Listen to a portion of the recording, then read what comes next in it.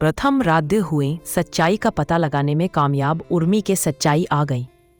आज प्रथम के सामने तब प्रथम ने उर्मी को जेल करवा देता है। उर्मी का ये वीडियो जब इंस्पेक्टर देखा है तो फिर इंस्पेक्टर को भी बहुत ज्यादा गुस्सा आने लगता है।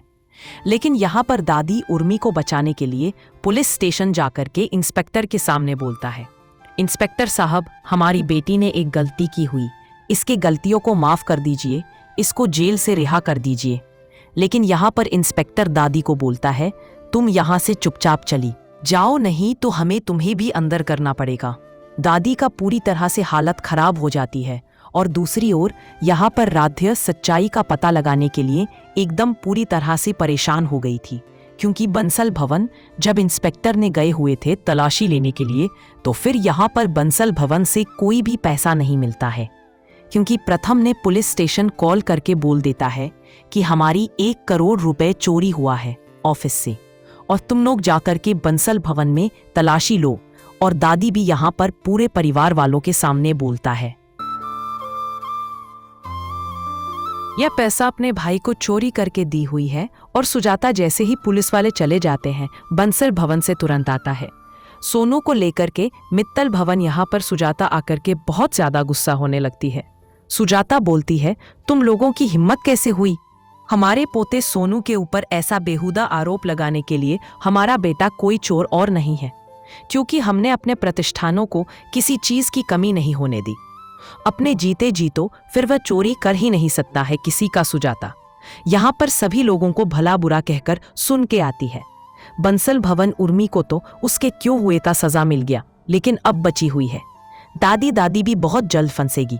अपने ही बिछाए हुए चाल में मन अति सुंदर की कहानी में अब वह मोड़ आ चुका है जिसने पूरे मित्तल भवन को हिलाकर रख दिया है। प्रथम सर के ऑफिस से चोरी हुए 1 करोड़ का इल्जाम दादी ने बार बार राध्या के भाई सोनू पर लगाया। पुलिस तक बुला ली गई थी और पूरा परिवार यकीन करने लगा था कि चोरी सोनू ने ही की है। सोनू डर से कांप रहा था और राध्या रो रो कर अपनी सफाई दे रही थी। वह कह रही थी कि उसका भाई ऐसा काम कर ही नहीं सकता, लेकिन प्रथम गुस्से ने राध्या पर बरस पड़ा। उसका कहना था कि राध्या हमेशा अपने मायके वालों का बचाव करती है और उसे सच्चाई स्वीकार करनी ही होगी। यह सुनकर राध्या का दिल पूरी तरह टूट चुका था, लेकिन उसके मन में कहीं ना कहीं विश्वास था कि सच कभी ना कभी सामने आकर रहेगा।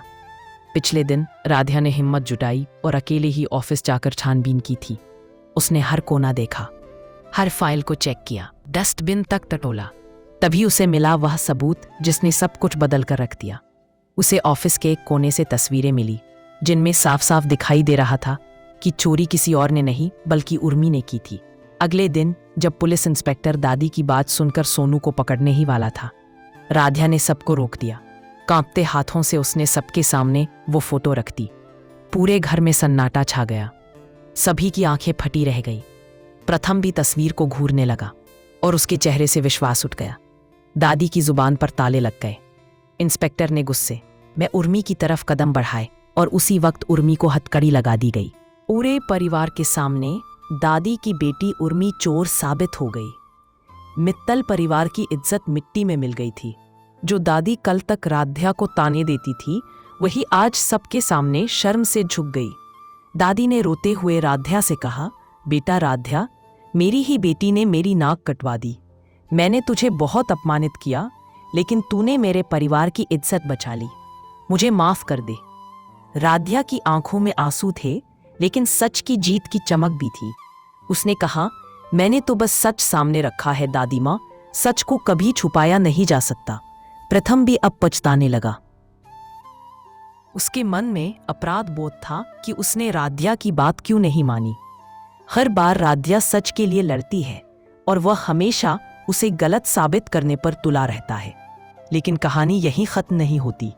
बाहर से चाहे दादी राध्या से माफी मांग रही हो, भीतर ही भीतर उनका दिल जल रहा था। उनके मन की आवाज थी, इस राध्या ने मुझे सबके सामने शर्मिंदा कर दिया, मेरी बेटी को जेल भिजवा दिया। अब मैं इसे चैन से नहीं जीने दूंगी, मैं इसका बदला जरूर लूंगी।